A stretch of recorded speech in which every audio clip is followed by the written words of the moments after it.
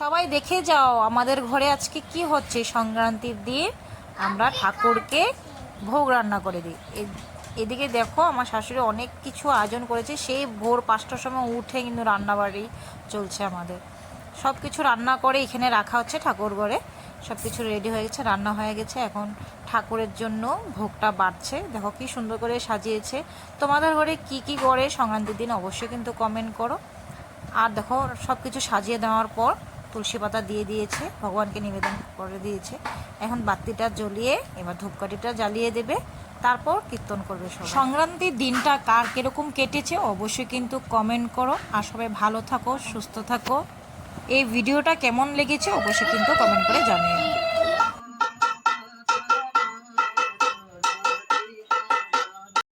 কীর্তনটা শেষ হওয়ার পরে সবাই এসে পড়লো নমস্কার করতে। রেহান বলছে আমি নমস্কার করবো না, প্রসাদ খাবো।